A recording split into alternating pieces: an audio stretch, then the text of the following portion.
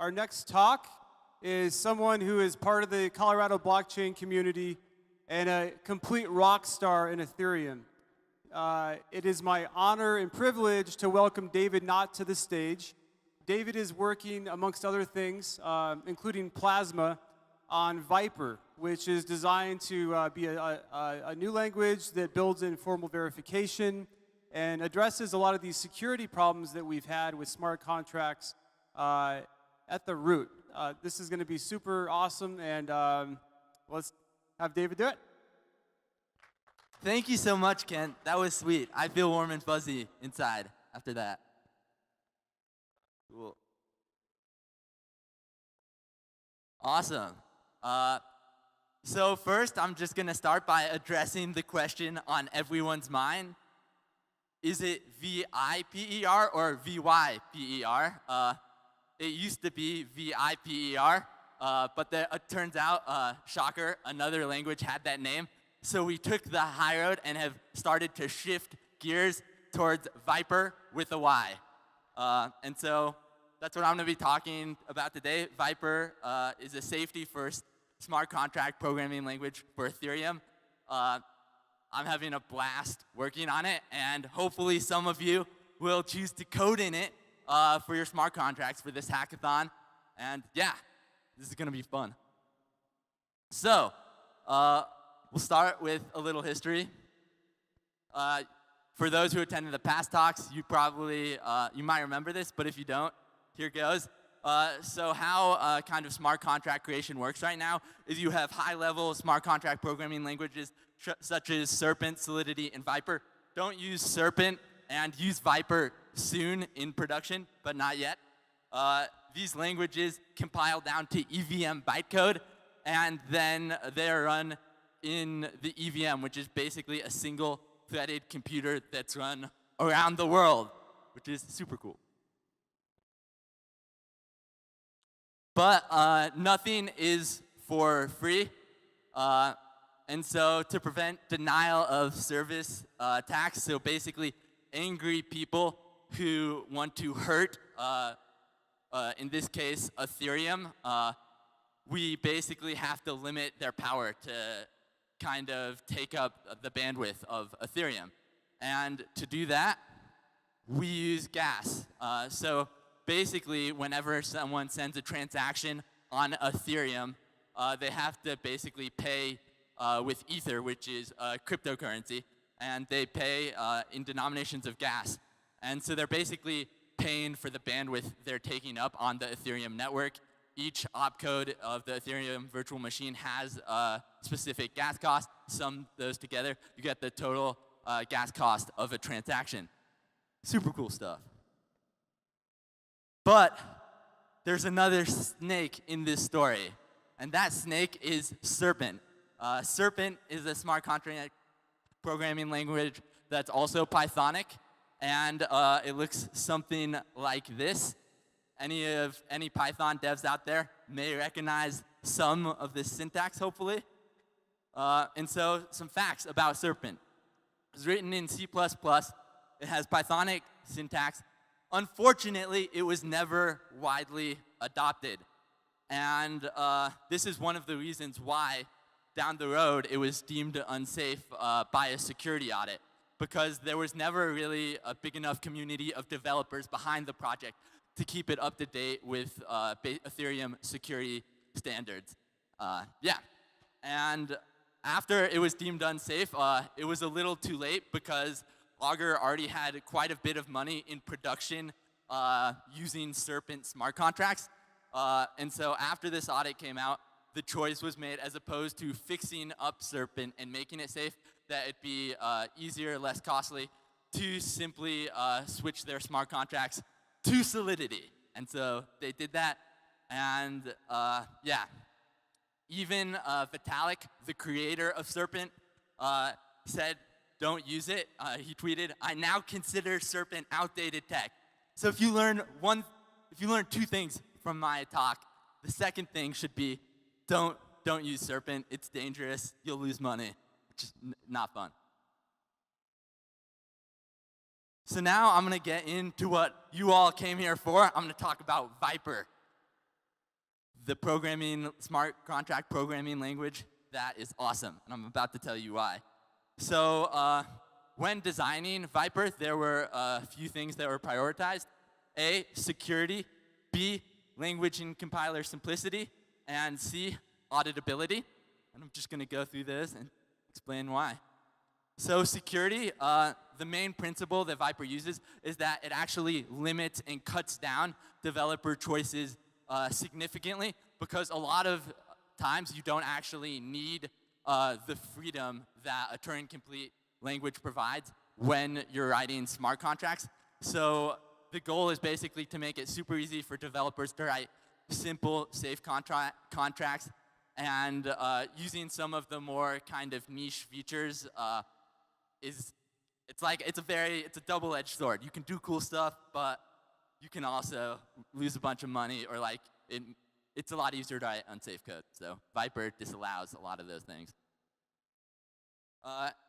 An example of one thing that we've done with syntax, this is just an easy example, is transferring value. Solidity has 2 ways to transfer value. Vyper only has 1, and we've kind of taken that to the next level in the sense that we're really trying to standardize the way Vyper works. So another example would be with type conversions. There's one way to convert between types. And so yeah, standardization is cool. One way that works really well to do things makes it simpler and safer. Boom. Language and compiler simplicity. So the Solidity repo has 123,495 lines of code. The Vyper codebase has 19,424 lines of code. There are a few reasons for this. One is Vyper is still under development, so it's a lot younger than Solidity. It's still growing much quicker. But another reason is that the VIPRE compiler is actually written in Python as opposed to Solidity, which is written in C++. And this design decision was made for a few reasons. One of the big ones was to facilitate contributions. There is a beautiful Python ecosystem out there that we kind of tap into when we have the compiler written in Python. So yeah, we're basically Vitalik, who created Serpent and Vyper, learned from Serpent. C++ code base is harder to maintain when you're relying on a lot of open source contributors. And so, boom, now it's in Python. It's smaller. It's quicker to iterate, easier to audit. Auditability. So Vyper prioritizes readability over writability. And this is because if it takes a smart contract developer a little longer to write code, that's not great. It's some extra billable hours.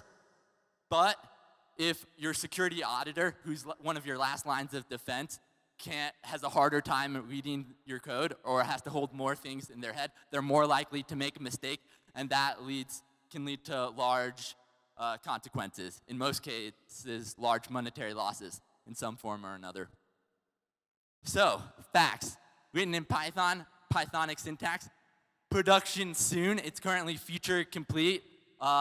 There's still a little syntax finessing going on. If any of you choose to use Vyper for your smart contracts this weekend, I would love to hear your feedback on that. What do you like? What do you not like? Make an issue. If you're feeling bold, make a PR. Maybe you'll be too busy this weekend, but maybe sometime. It's a cool project. Created by Vitalik, as I mentioned before. And for some of the reasons that I'm going to get down and deep into, it's best used for smaller applications. So, Solidity is currently by far the primary language used in production when it comes to Ethereum smart contract development. And so I'm going to compare them. And don't worry if I'm going to kind of glaze over this, but then I'm going to have individual slides to cover most of these points. So don't worry. Solidity supports dynamic loops, Vyper fixed loops, Solidity inline assembly, Vyper only Vyper code is allowed. Solidity default number is a uint 256. Vyper's is an int 128. Solidity supports inheritance and modifiers. VIPRE does not support those. And Solidity is very writable. I would say VIPRE just went in a bit of a different direction, and the main goal is readability, as I mentioned before. But let's get into the nitty-gritty. So, fixed iteration versus dynamic iteration. And kind of on that note, while we're talking about control flows, recursion. So basically, fixed iteration means in VIPRE when you have a loop, which is basically iterating over a certain piece of code over and over again. You have to specify the amount of times it will run at deployment.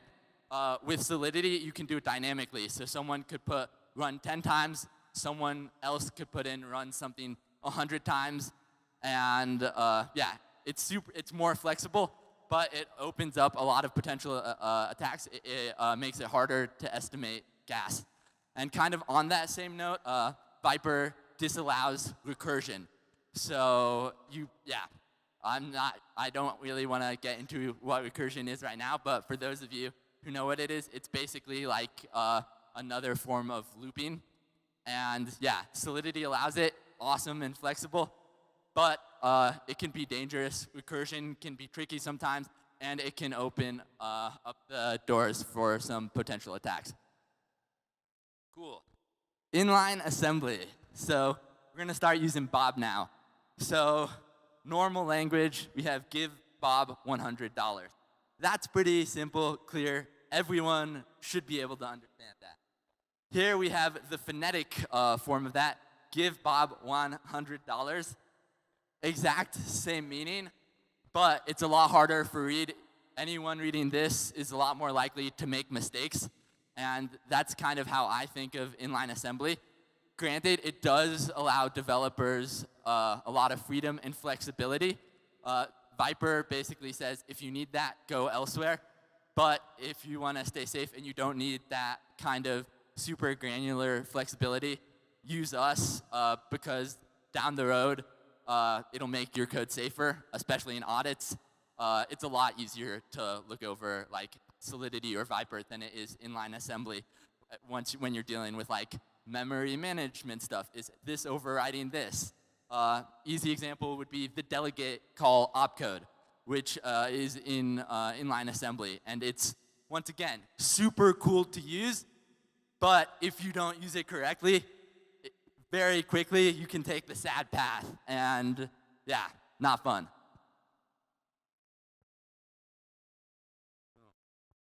So default number ranges. VIPRE supports 2 to the 127th minus 1, otherwise known as int128. Solidity supports 2 to the 256th minus 1, otherwise known as uint256. Just to give you a rough idea of what those numbers kind of signify, there are currently, it's estimated, only 2 to the 78th stars out there. And in terms of atoms, it's 10 to the 78th. So Solidity could count the atoms in the universe. VIPRE only is able to count the stars. The reason this choice was made for VIPRE is because the EVM works with 32-bit chunks, or 32-byte chunks. Basically, once we cut down the number range, it makes it really easy for us to start playing around with decimals. Yeah. Cool. Inheritance and modifiers. I'll stick with that one. So inheritance and modifiers basically decrease repetition heavily by allowing developers to import code from other files and to reuse code over and over again. And so it's super good for writability. It can get pretty tricky very quickly when it comes down to readability. Just because all of a sudden when you're reading through a smart contract, all of a sudden you see one function, it has like 5 modifiers. You're jumping to the top of the contract. Oh wait, this function also then calls another function from another contract, and you can just be kind of, it makes it much easier to get lost in kind of the control flow of the program and makes it harder to follow. So VIPRE doesn't allow inheritance and modifiers.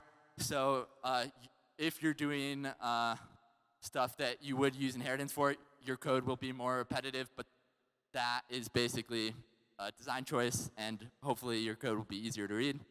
So yeah, basically, I would say Vyper, more repetition in terms of that stuff, but I would say you shouldn't be using Vyper for huge applications, so that probably shouldn't be a huge issue. And you can do an incredible amount of cool stuff with smart contracts in a relatively small amount of code.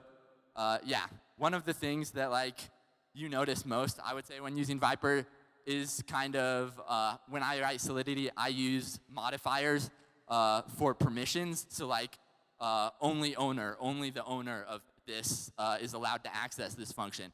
And with Vyper, you just have to check for that inside the function itself. Boom. So now you have options. And here's kind of how I'd like you to think about them. Solidity. Use it now. If you're pushing anything to production, use Solidity. I want you guys to be safe.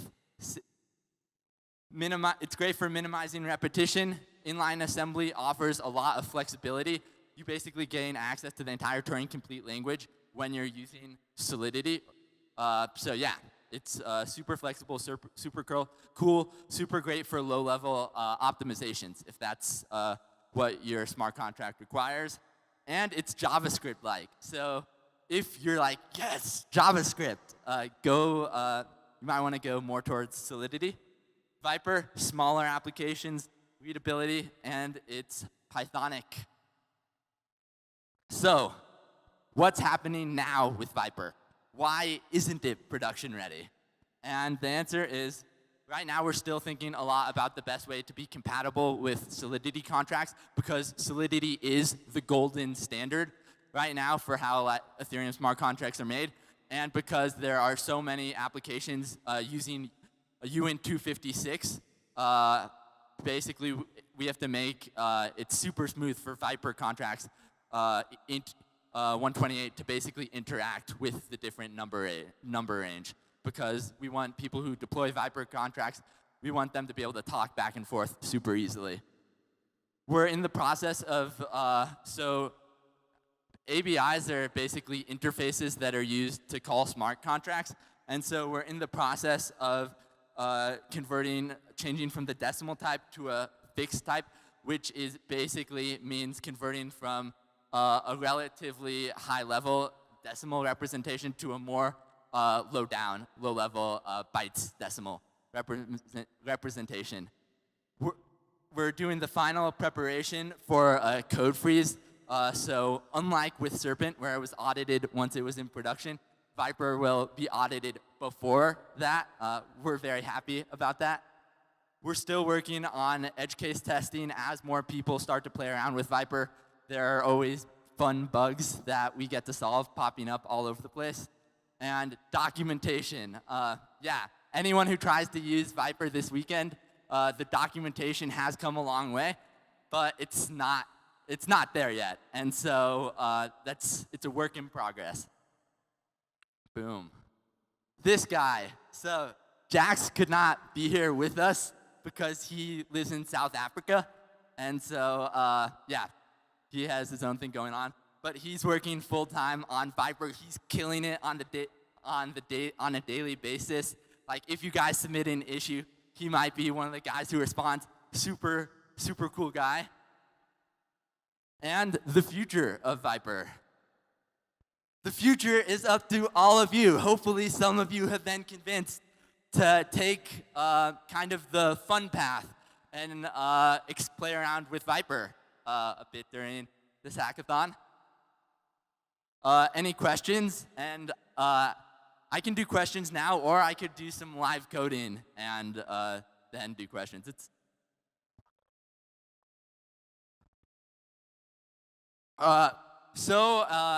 At least for me and most of the people I've talked to, as soon as you start getting into bigger application, the ability to modularize things becomes super important. And Vyper basically supports contracts in one file. And as soon as you start dealing with, say, a 1,000-line smart contract or more than that, in one file, that becomes very, very hard to read. And so, yeah, the lack of imports, inheritance, and modifiers. Oh, yeah, 100%. Why is Vyper only good for small applications? And do you remember the answer? I can also. OK, awesome. Cool, cool. What's up?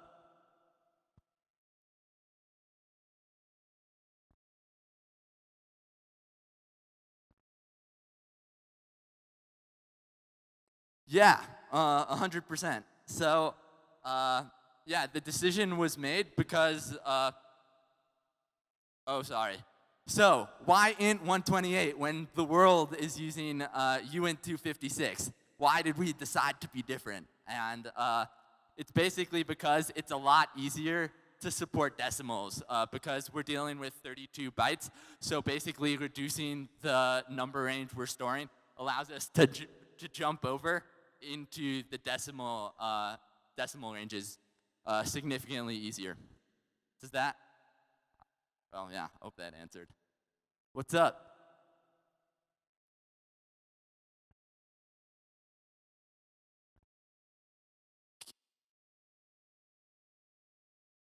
A 100%. So actually, there's currently K Vyper semantics right now. So K is a language for formal verification.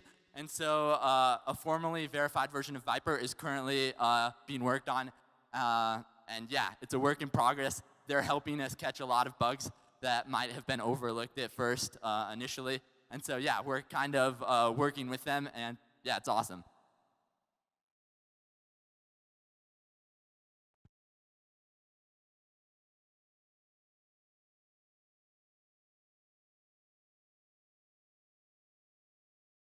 I think both languages. I guess I wouldn't choose one. I think Vyper fulfills a great niche and solidity, and I think formal verification, formal verification is coming for both.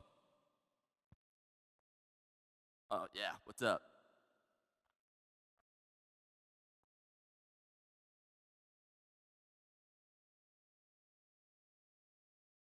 How does Pi Ethereum interact with the Ethereum ecosystem? Yeah, so right now, Vyper is currently using Pi Ethereum, which is a Python implementation of the Ethereum virtual machine for testing. So we're plugging just directly into the EVM, which is super fun because for testing, if you want to look at what state is, it's literally just like a few dots and function calls away. So that's kind of how we plug into that. We've also integrated with Populous. So yeah, Populous is an amazing framework created by Piper, who's kind of like the king of the Ethereum Python ecosystem. And we are basically, if you want to develop in Vyper, if you don't want to hand roll a lot of the deployment stuff, which could be another adventure, I would use Populous, which is like basically the Python equivalent of Truffle. Cool. Yeah.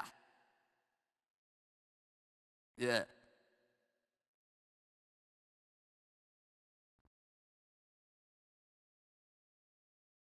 In terms of, so Vyper doesn't really protect against denial of service attack because that's done kind of at the EVM design level through gas, where you're paying for computation.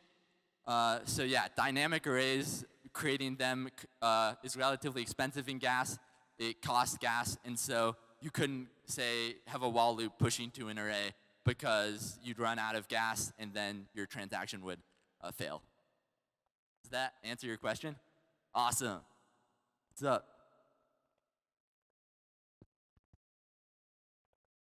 What?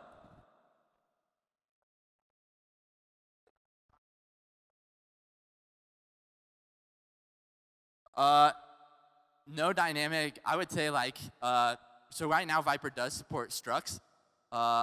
In terms of like dynamic arrays, no. Wait.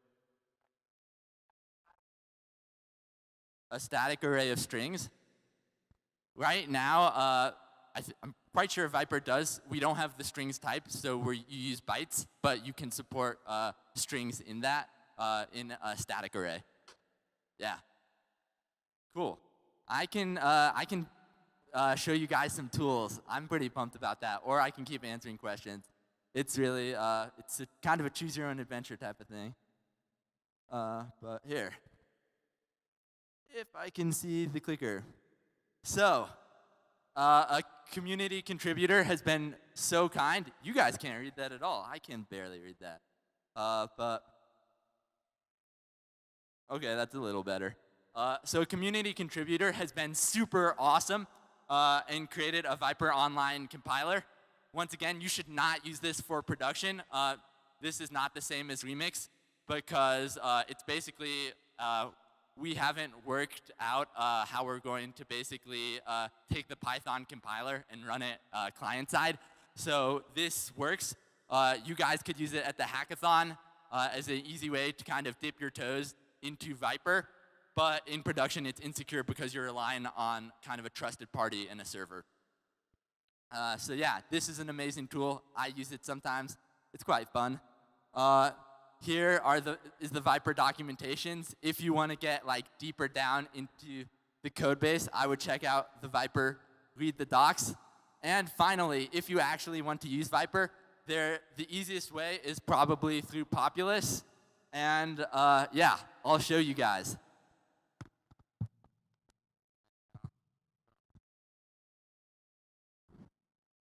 Boom.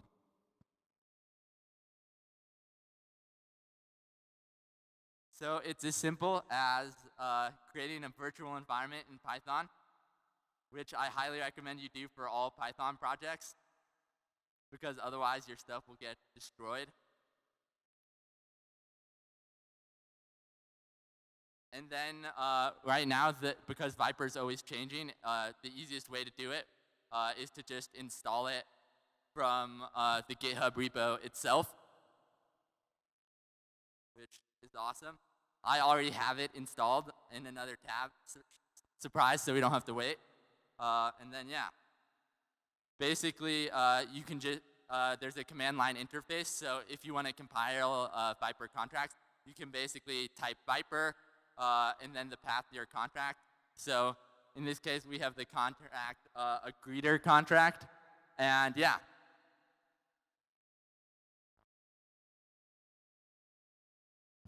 And over here, you see the bytecode. If you want to get the ABI, it's as easy as typing in a flag. And then you get the ABI of the given function. So it's pretty simple to use. And then once you start using it with Populous, a lot of the deployment stuff and testing is kind of abstracted for you, making it a lot simpler. And then, yeah, I'll just go into some actual VIPRE code, and I'll write some, explain what's going on, and yeah, hopefully you guys will enjoy. Boom.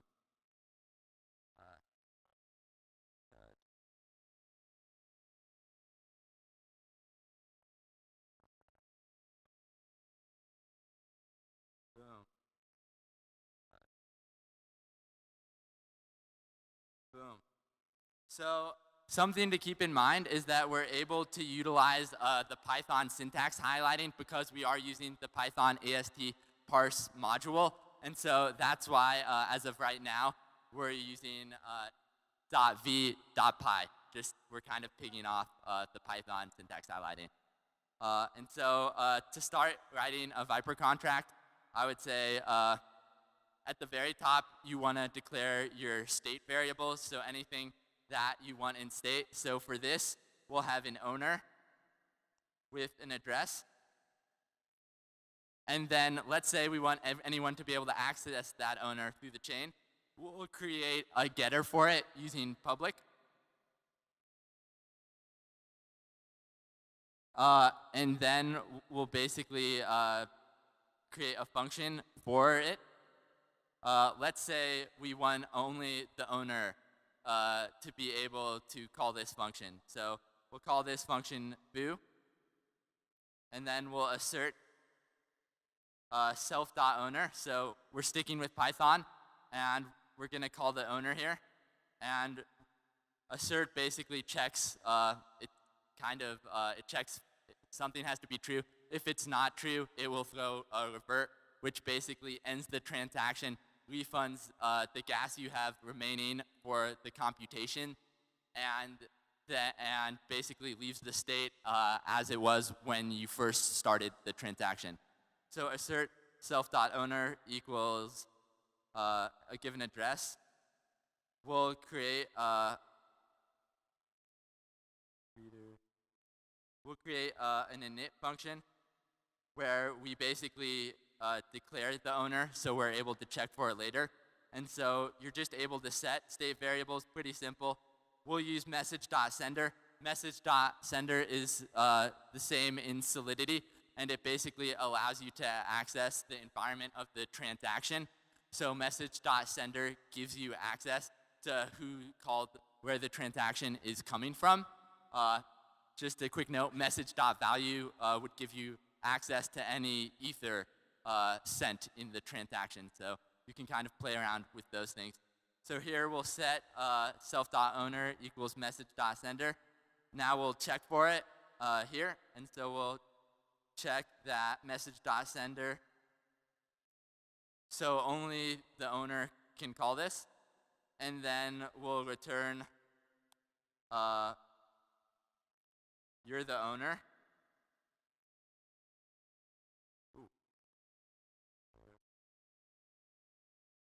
And to return in Vyper, you use the arrow syntax, and then you put the data type. So in this case, we specify the amount of bytes that will be taken up. So you can specify any amount of bytes, but it's really as simple as,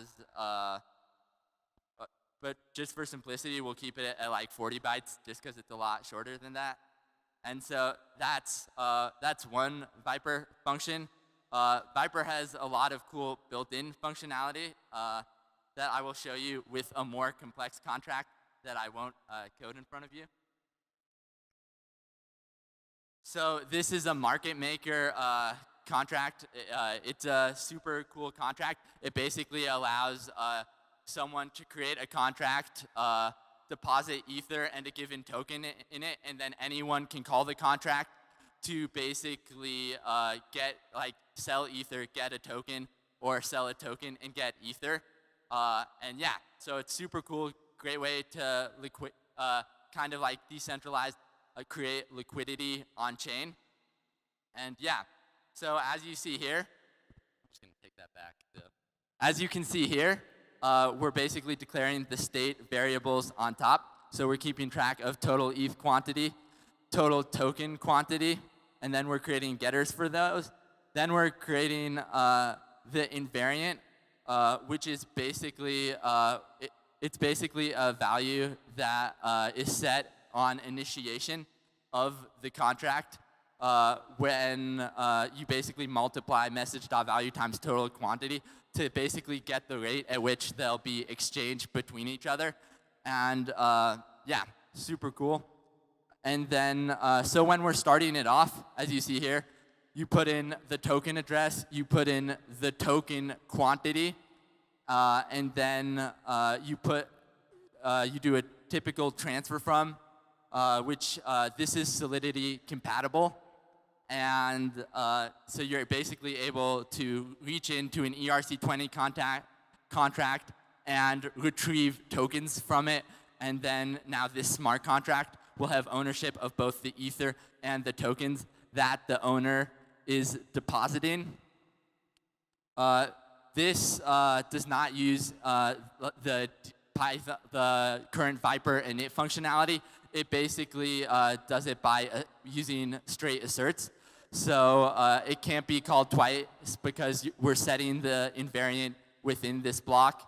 Here at the top, we check if it's 0, and then we check that it's greater than 0. So it basically, in functionality, is the same as an initializer.